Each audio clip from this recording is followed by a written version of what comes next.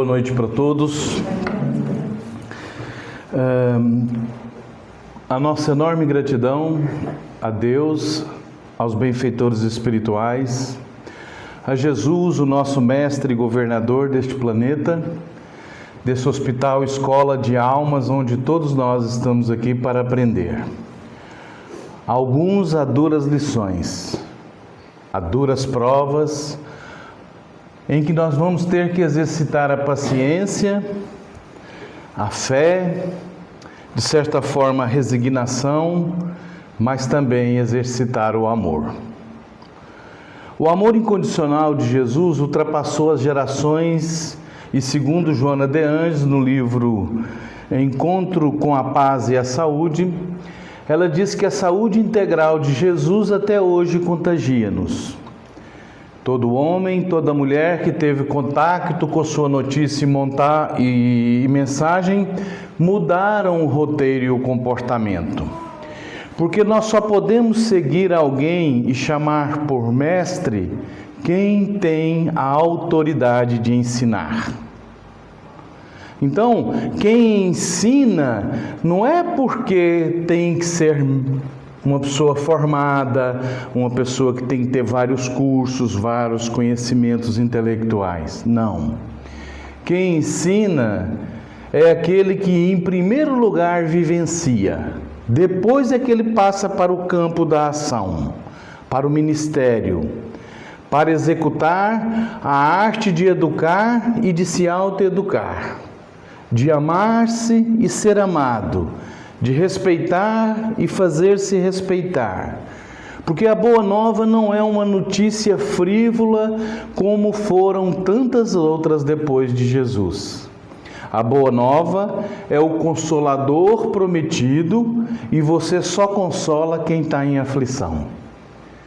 Se chegar alguém aqui, bem aquinhoado, sem nenhum problema na família, sem nenhum problema de saúde, cheio de tudo lhe corre bem, essa pessoa não está à busca de consolo, mas pelo contrário. Se nós observarmos, quando vemos uma casa espírita igual essa, cheia, todos nós estamos com saudades de Jesus. Todos nós nascemos com um impulso natural para o bem. Temos ali uma criancinha, quantos anos tem ela? Quantos meses? 4 meses. Uma criança, quando nasce, ele sai da sua zona de segurança.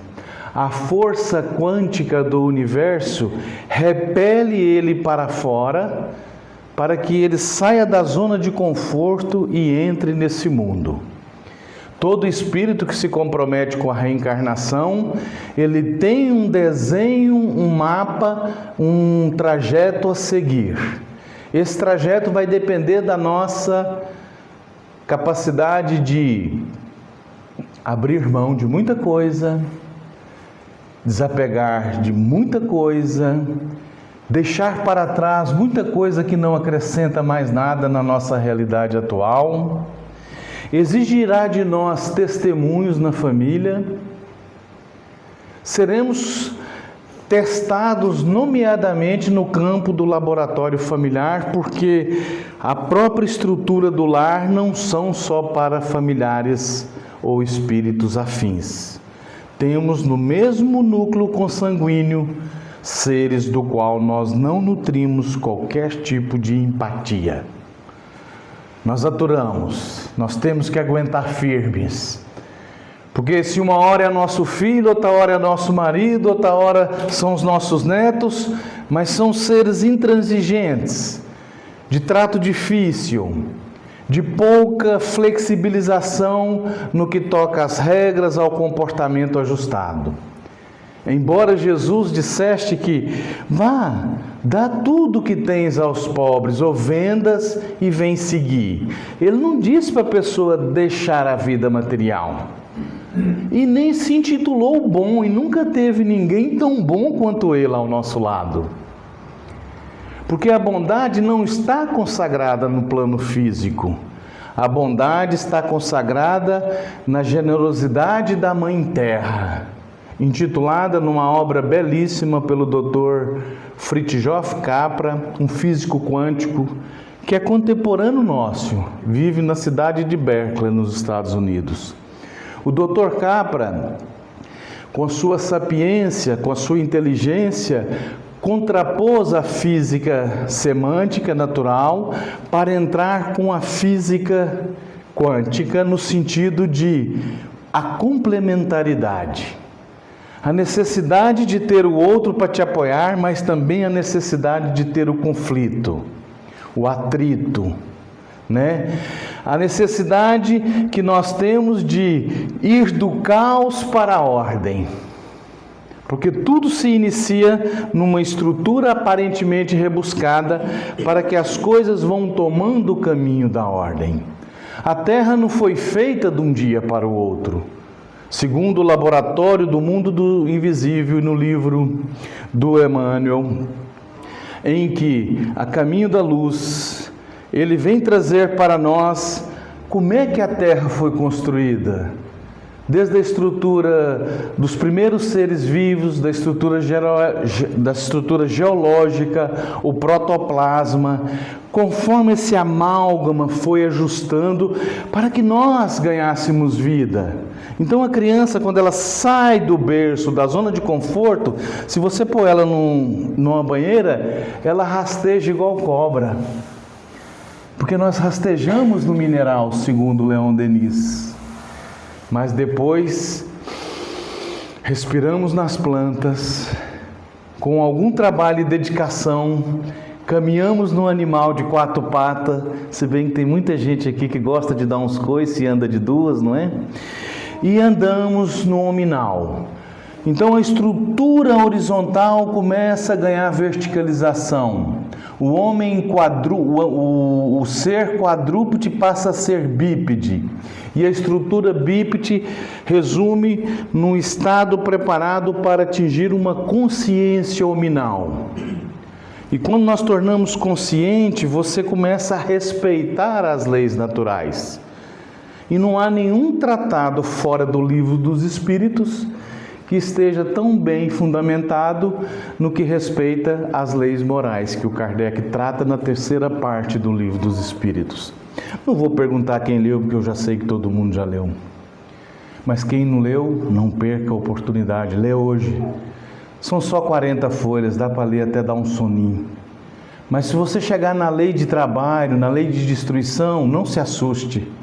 Porque o próprio Chico dizia, uma senhora que procurou, já envergada pelo peso dos anos, pela ingratidão da família, pelo desprezo do marido, chegou: Chico, eu estou muito cansado, eu preciso de sossego, Chico. O meu lar é um pandemônio. Os meus filhos não ajudam em nada. Tudo bem que foi eu a culpada, de certa forma, porque eu sozinho criei 4 filhos, Chico. Lavando roupa, arrumando casas. Meu primeiro tanquinho que eu comprei, depois das minhas mãos já não ter mais unhas, de tanta soda cáustica dar cabo para eu tornar aquilo que era encardido em branco, destruiu as minhas unhas, Chico. Você pode me ajudar, Chico? Há algo que você pode me orientar? Claro, mãe. Ninguém na casa espírita fica sem auxílio, sem o complemento, sem a interação, sem o acolhimento. Trabalhe um pouco mais, minha irmã. Claro que na hora ela ficou um pouco insatisfeita com a resposta. Porque como é que alguém tão cansado, tão fragilizado, com aquele peso todo nas suas costas, tinha que trabalhar um pouco mais?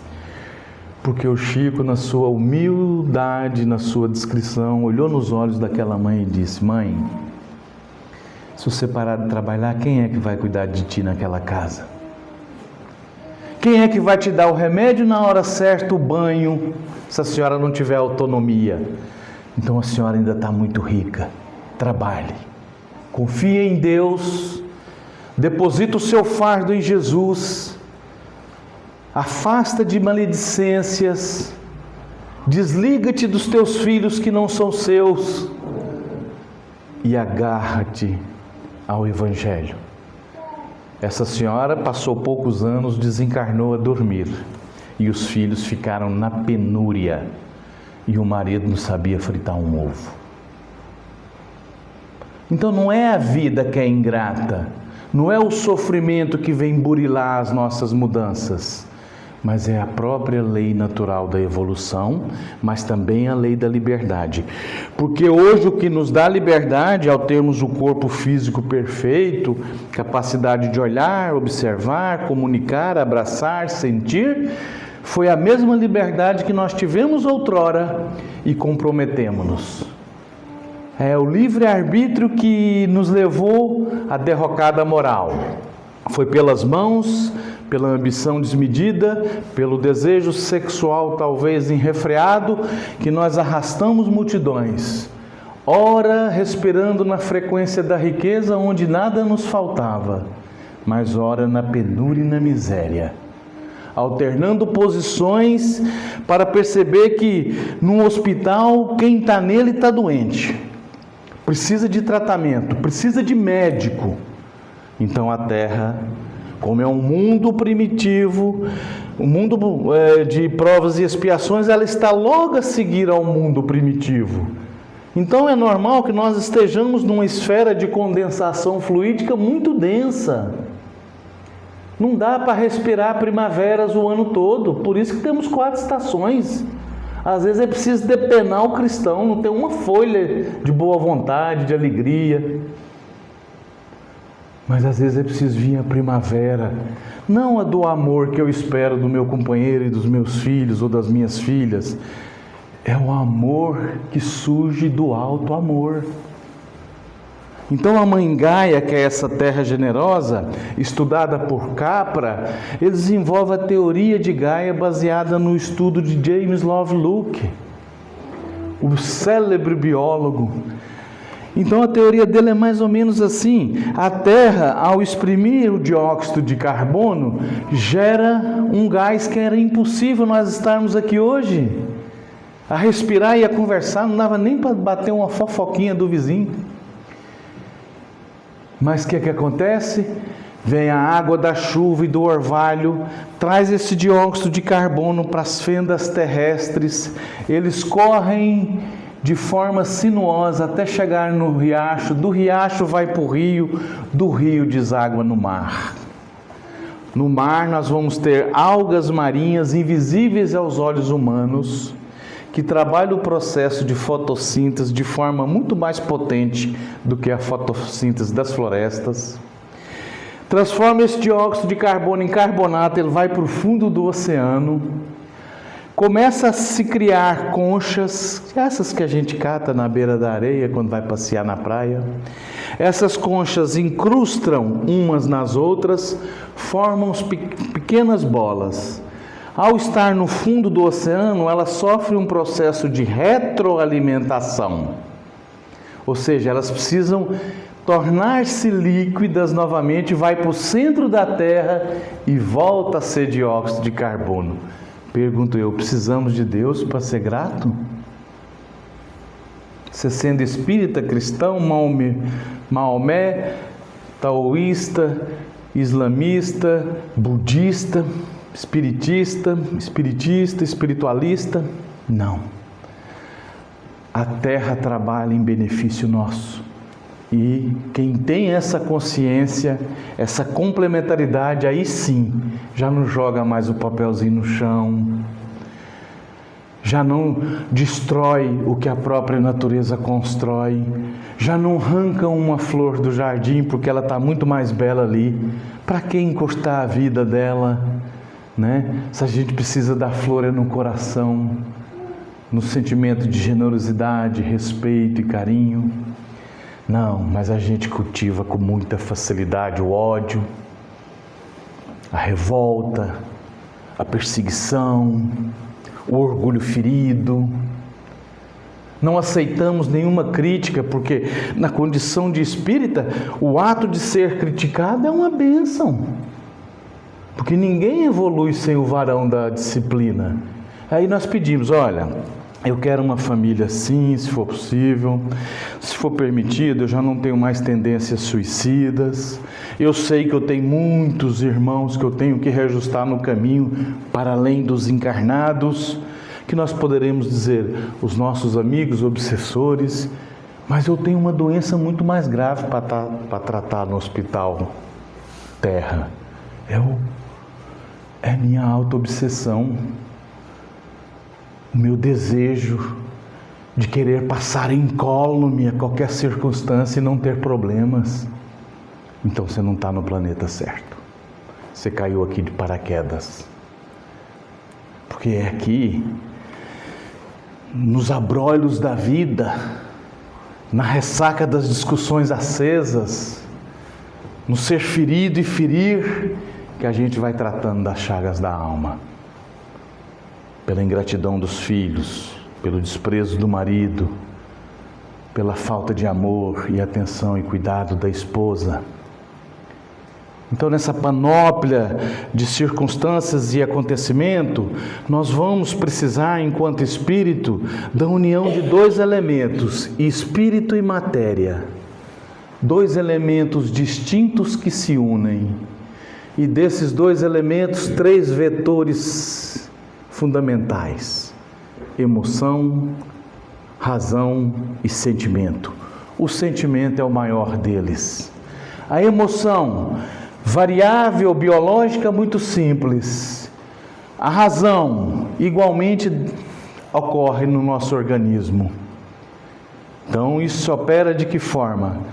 Se eu sou agredido, ou eu agrido alguém, eu vou agitar as glândulas suprarrenais da pessoa aqui, onde estão os rins.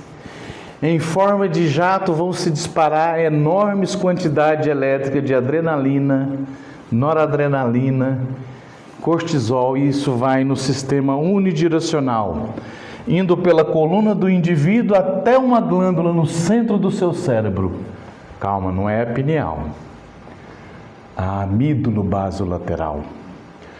Uma glândula que depois vai bifurcar no seu disparo, consoante a nossa estrutura de infância, de adolescência e de adultez. Ao despoletar esse impulso natural, se nós desviarmos para o córtex pré-frontal, não liguem aos nomes, mas presta atenção à ideia. Se desviarmos para o córtex pré-frontal dorsolateral, que é uma das partes do nosso córtex no cérebro, nós vamos ativar as cognições, o raciocínio lógico. Eu não posso fazer isso com meu marido, eu não posso fazer isso com meus filhos, eu não posso trair a minha esposa, eu não posso perder a chance de redimir comigo. Ela vai te dar o quê? Um esfriamento na compulsão ou na pulsão. Porque por filho de sensações nós já somos. Como eu disse no princípio, se rastejamos no mineral, respiramos na planta, segundo a visão de Leon Denis, num livro belíssimo, O Problema do Ser e do Destino e da Dor. Como eu já sei que vocês todos leram, não vou precisar pedir para ler, não é? Então, nessa trajetória, depois de respirar na planta, você caminha milênios no animal. Depois vem andar no hominal, significa que a gente já tem uma estrada longa. E essa estrada longa significa que as nossas capacidades sensoriais ainda são muito mais animais do que hominais. Aí a Joana de Anjos, a mentora do Divaldo, ser tão preocupada e dizer assim: talvez a humanidade, por mais instruída e tecnológica que esteja, por mais avançada em todos os processos, desde as descobertas das cavernas até os prédios, arranha-céus, nós estamos com um grande problema. O ser humano bruto quer espiritualizar-se do dia para a noite e esquece a trajetória do cotidiano, o que é real e aquilo que é supérfluo, o que é necessário e aquilo que é essencial. E nessa deambulação, sem gratidão pela própria Mãe Terra, que, como vocês viram, gira em torno de um trabalho ininterrupto. Imagina se eu vim fazer uma palestra aqui, dura 40 minutos, e a lei da gravidade vai falar assim: olha, vamos parar um segundo para assistir a palestra do Francisco. Nós não estávamos aqui. Imagina essa estrutura cíclica do movimento de rotação e translação descansa um segundo. Nas leis gravitacionais, nós não estaríamos aqui. Mas nós somos capazes de criar um avião, de depositar bastante produto ali, que tem chamado energia nuclear, porque a mesma que destrói é a que trabalha para o amor. Por isso que os orientais nunca abandonam a sombra. Nós, os ocidentais, é que temos muito medo. Eu tenho medo, não vou ser feliz. Eu tenho medo. Eu vim para sofrer nessa existência. Eu vim para pagar o meu fardo. Eu vim aqui foi para resgatar até o último centil. Em milênios, você quer resgatar numa? Só conheço uma pessoa. Saulo de Tarso. Mas vai ler o livro Paulo e Estevão e vai fazer o que ele fez. Estamos preparados para isso? Se nem atitude de homem nós temos, nem de mulher, nem de equilíbrio para tomar uma decisão no que toca a conceitos primários. Ame o teu marido, ame a tua esposa, respeite os teus filhos, procura ser exemplo. Saia do fanatismo e da cegueira. Despoja de tudo aquilo que te não permite avançar, mas auxilie. Desdobre o seu tempo. Porque se eu perguntar para qualquer mãe que está aqui, se ela é capaz de passar uma noite tranquila sabendo que seu filho está na rua, é porque deve estar doente. Porque se for uma mãe de coração, não consegue. Então é nesse estreitamento do sofrimento, na complementaridade dos movimentos de alegria, que nós vamos dar valor na quântica belíssima e amorosa de Jesus, de Nazaré. Mas o complementar energia e matéria e trabalhar razão, emoção e sentimento ainda é muito pobre. Está nas leis da psicologia. Nós estamos aqui para trabalhar outro patamar. E o patamar que nós estamos a buscar tem outra vertente. E aí eu vou deixar vocês saindo daqui a pensar. Porque se eu não servir para ajudar o meu ser humano a pensar, vim aqui falar do Evangelho de Jesus e das leis naturais, qualquer um de nós podemos fazer. Então vamos lá. Quem aqui gosta de bolo de cenoura? Pronto, também gosto. Uma caldinha de chocolate. Então vamos lá. Se eu der para vocês 3 cenouras bem bonitas, apanhadas aqui no quintal do Jaime, né? Porque o Jaime planta muita cenoura em casa, porque ele tem problema de visão. Te dou a farinha de trigo, os ovos, o leite, a panela, o gás, o fogão, o forno, e mando vocês preparar o bolo de cenoura. Quem vai emprestar aqui o liquidificador ou o triturador? A Ana Maria. Porque ela adora mexer com sapato, mas na área da triturar é com ela. E eu, Ana, bate isso aí tudo, vamos fazer um bolo de cenoura para todo mundo comer. A Ana bate, mas a Ana é uma pessoa difícil, eu me zanguei com ela entre o início e o fim do bolo e digo: Ana, não quero mais conversa consigo, faça um favor, me devolva aqui as minhas 3 cenouras que eu quero ir embora. Tem como? Depois de triturada? Tem ou não tem? Não quero, eu quero as minhas 3 cenouras. Então vamos lá trabalhar novamente a complementaridade de Jesus. A terceira parte do Livro dos Espíritos revela no item 9 que há uma lei que tem 3 em uma: justiça, amor e caridade. Então, se for só pelo amor, não chega. Por isso que o Evangelho trabalha os 3. Porque toda pessoa justa, ela é boa e caridosa. Não tem que ter o atributo do amor se você não for justo. E não tem como você for bom, como disse o Evangelho, se você não for verdadeiro. Então a justiça, a verdade e a caridade, a bondade, ela tem que andar juntas. E ela é uma só. É a 9ª lei. Lei de justiça, amor e caridade. Porque na justiça humana nós somos falhos. Basta nós procurarmos averiguar nas televisões, nas notícias, nas fraudes de pequeno ou de grande escalão. A justiça, ela não é equânime. Ela trabalha em favor dos interesses.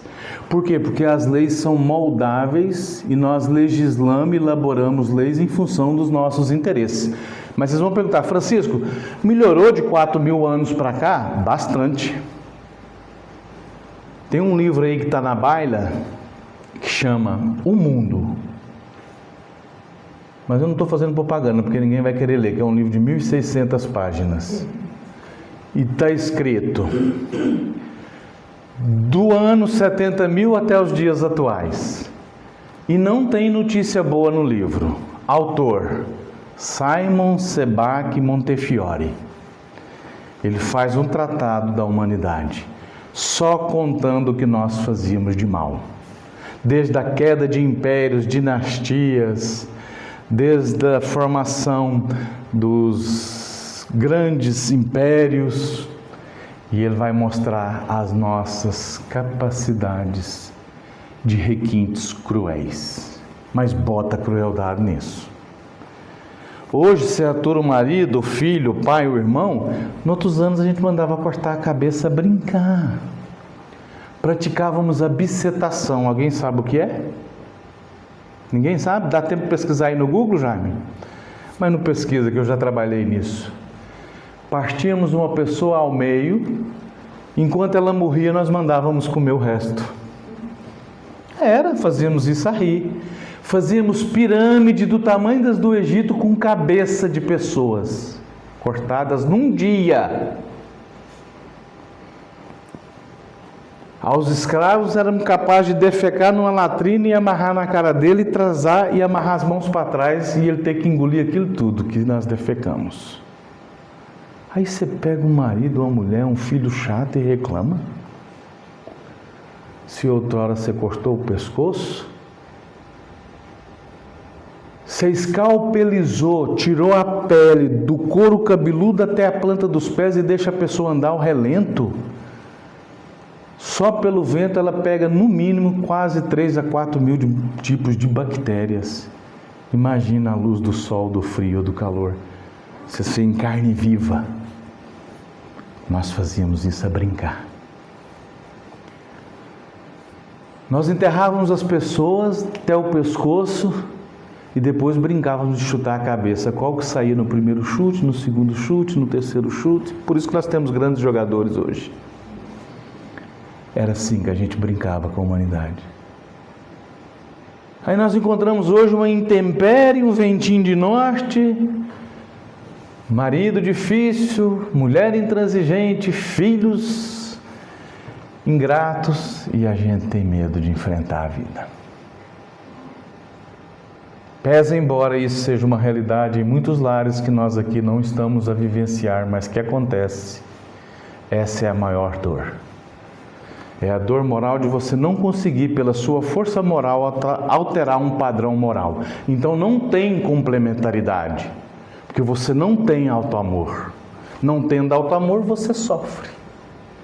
Desnecessariamente, diz a Joana de Anjos, não sou eu. Todo aquele que sofre pelo campo da queixa, da lamentação improfícua, das dificuldades de toda ordem, esse é o mais privilegiado, porque está tirando sobre si o fardo que veio alijar. E nós não, nós queremos estar no polo onde tudo corre às mil maravilhas. Meus amigos, então se nós precisamos de justiça, amor e caridade, e para estabelecer um equilíbrio entre a matéria e o espírito, significa que enquanto estamos aqui no hospital Terra, nessa mãe Gaia, segundo o Fritjof Capra e o James Lovelock, talvez chegou o momento de nós entender que nós não somos seres daqui. E segundo Teilhard de Chardin, nós somos seres espirituais numa experiência humana. E vamos voltar para a nossa casa. Nós não somos seres humanos numa experiência espiritual. É o contrário. Se somos seres espirituais na experiência humana, nós somos peregrinos. E a peregrinação vai ser consoante a sua capacidade de se posicionar, de saber qual é o seu trabalho, qual é o seu movimento na vida e com quem você complementariza as suas dores e as suas dificuldades. O André Luiz, no livro Coragem, propõe: comunica os teus obstáculos, as tuas dificuldades, os teus problemas somente a corações amigos, que te desejam equilíbrio, retidão e que atenue a sua dor. Aí é que a casa espírita entra. Se aqui é um hospital, dentro de um hospital, nós temos aqui o pronto-socorro. Para terminar, quando nós vimos lá no livro Nosso Lar, o que acontece? A mãe do André Luiz vem de um estágio muito mais elevado, semimaterial, e manifesta no nosso lar para ver o filho. Concorda ou não concorda com esse filme? Lembra dela vir visitar? O André Luiz não emociona? Aquilo não emociona qualquer pessoa? É o que acontece. Mas e na colônia agora do Nosso Lar 2 do livro? Quem assistiu o Nosso Lar 2 aqui? Como é que é o nome da colônia? Campo da Paz. O Campo da Paz não é igual ao Nosso Lar. O Campo da Paz está logo a seguir ao umbral. É o pronto-socorro. A casa espírita, para nós que estamos no umbral terra, apesar de ter toda a beleza à nossa disposição e ter todo esse trabalho na dinâmica da vida, para a gente poder inspirar e expirar, nós estamos ainda muito pobres na gratidão. Então, o que falta na humanidade, infelizmente, é a gratidão. Porque poder nós já detemos há milênios. Mas a gratidão, mesmo experimentando a miséria, nós temos imensa dificuldade. Porém, meus irmãos, sejais gratos. E quando se sentires que estão bem, vigie, ore bastante. Porque quem está bem nessa terra está passivo de cair. Daí a parábola do bom samaritano. Hoje está o meu irmão caído. Ele apeia do cavalo, desce e vai até a dimensão do caído e levanta. Mas antes de o levantar, sem conhecê-lo de lado nenhum, trata das feridas. Depois ergue-o e põe acima de si no seu cavalo. E ele puxa. Então não era ele o dono da caridade, mas ele era um instrumento. Passa na estalagem, deixa o caído e diz assim: cuidai bem desse senhor, vou deixar aqui X denários. Se ele criar mais dispensas e for necessário, no regresso eu o ajudo. Consciência sensorial ou consciência moral? Então, a consciência moral. Termino assim: se vocês saírem daqui, qual foi o nosso movimento quântico hoje? Nessa circunferência de trabalho, nós tivemos um contexto, que é a casa espírita. Circunstância, uma palestra para falar de Jesus. E pessoas, todos nós. Vocês saem daqui e vão para a vossa vida, eu vou para minha casa, minha esposa, minhas 3 filhas, então eu vou estar no outro contexto, no outro circo de energia, com circunstâncias, minha casa, contexto, Braga, as pessoas, minha família. Então eu não posso levar lixo da onde eu estou para outro campo, para onde eu vou.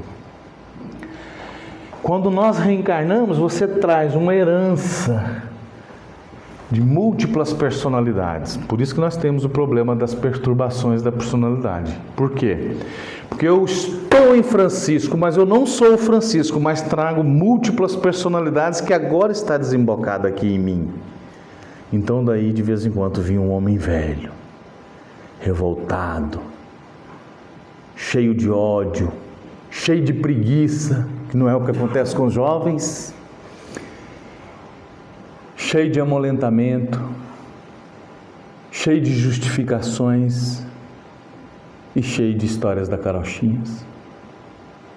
Então, se eu sou o reflexo de múltiplas personalidades, segundo o DSM, que é o Manual de Diagnóstico Psiquiátrico de Portugal, DSM-5, validado para Portugal, mas é publicado nos Estados Unidos, nós temos 10 tipos de personalidades que interagem. e que divide-se entre nós. Então são padrões já definidos que nós temos que alterar. Mas eu não mudo a personalidade de ninguém.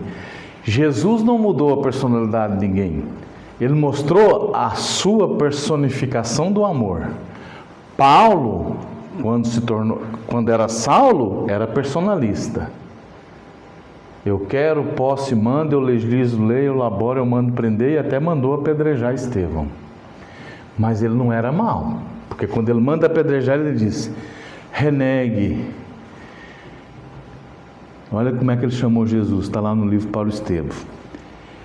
Renegue o mendigo nazareno e aceita a lei mosaica.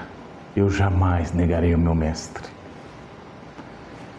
Eu jamais abandonarei aquela luz de primeira grandeza. Ele não é nenhum guru. Ele é um sol. E o sol é engraçado, vocês já olharam para o sol? O Emmanuel fala na Fonte Viva. É um só e brilha para todos. Vai ao charco, vai à lama e não se contamina. Então vocês são o sol. Em 8.200 milhões de habitantes, ninguém é igual a nenhum de nós aqui presentes. E ninguém é igual aos 21 mil milhões de espíritos que pululam à volta do orbe terrestre. Ninguém é igual. Mas nós somos muito semelhantes no primarismo, na cegueira espiritual e na infância moral. Então nós estamos aqui para aprender, trocar impressões, estudar e sair da zona do conforto. Então vamos trabalhar um tanto mais, tá bom? Cada lugar que você estiver, o movimento quântico de Jesus de Nazaré, esteja com Jesus. Como é que ele faria aqui em casa? O filho está difícil, o marido não está bem. Ok, vou trabalhar. Estabeleça uma conexão com Jesus e entra nesse campo de energia que é o seu trabalho. Ah, vou trabalhar, mas fulano é difícil, Beltrano é... Mas trabalhe. Saiu do trabalho, vai para o seu lar, estabeleça uma conexão com a sua família. Hoje eu vou ao centro, chego ao centro, não liga aos outros que não estão interessados ou que estão a dormir na palestra, cada um faz o que quer. Mas o importante é você. A razão de você estar aqui. Agora eu pergunto, valeu a pena ter saído de casa hoje? Para mim valeu, porque eu vi caras novas, vi jovens aqui e vi uma criança que saiu da zona de conforto e teve a coragem de reencarnar nessa terra fria. Mas a terra está a melhorar. Aparentemente, parece um caos, desde a estrutura climática, as guerras, as imposições, os desmandos, os roubos, mas não esqueçamos o maior quântico do amor universal. A cada um segundo as suas obras. Não somos nós que cabemos a julgar, tá bem? Muita paz, muito obrigado. Eu disse para o Jaime que hoje ia terminar à meia-noite, mas como eu tenho compromisso, vou terminar às 9h40. Fiz bem? Não estão cansados? Então agora vamos rir um pouco. Tá a filmar, mas acho que meu patrão não ia se chatear. Trabalhei 20 anos como perito ali em Matosinhos. Um homem que hoje está declinando pela demência, perder noções básicas de grande capacidade que ele tinha. E um dia eu, no meu orgulho ferido, porque ele me chamou a atenção, disse que eu não sabia escrever português de Portugal, mas sempre me exigiu o melhor.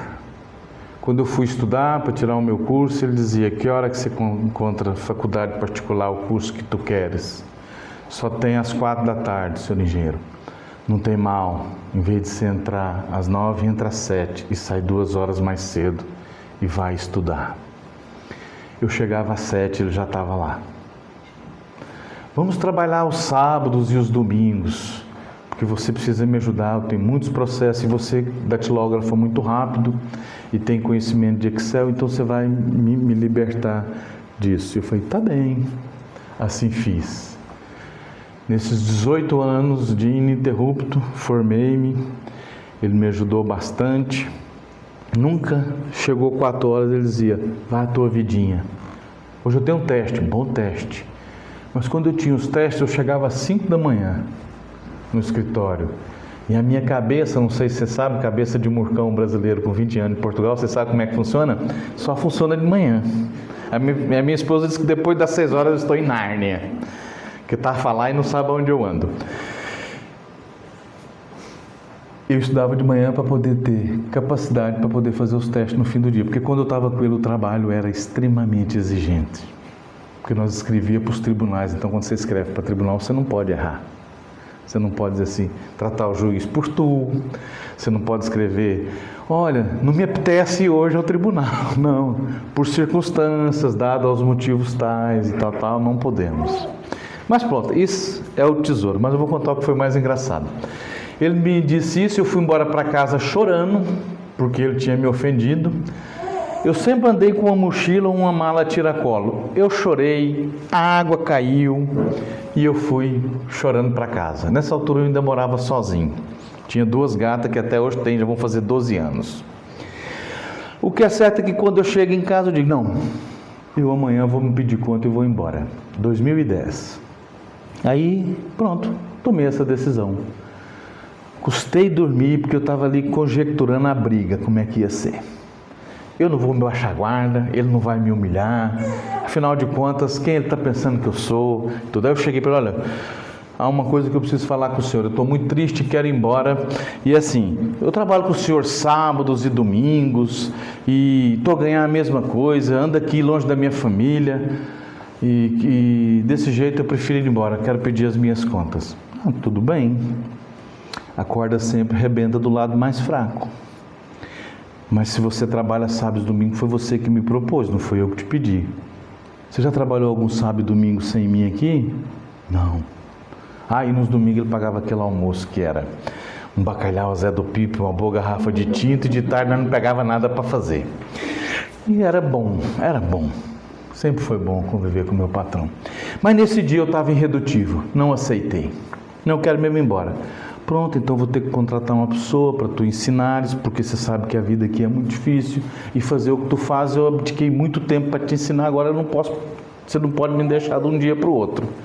E nesse dia nós tínhamos uma inspeção para fazer numa ilha. O que é uma ilha aqui em Portugal? É um sítio que é pequeno e tem várias casinhas, vários moradores. Então nós íamos lá porque era uma herança e ao ser objeto de uma herança tinha um monte de rachaduras e meu trabalho era fotografar. E ele fazia os relatórios e nós mandava para o tribunal. Estou acabando, tá bem? O que aconteceu? Chegamos lá, eu fui tudo emburrado, ele emburrado, aparecia dois zangados. Marido e mulher quando está brigado dentro do carro. Hoje ele vai se ver comigo, e meu patrão, sério também.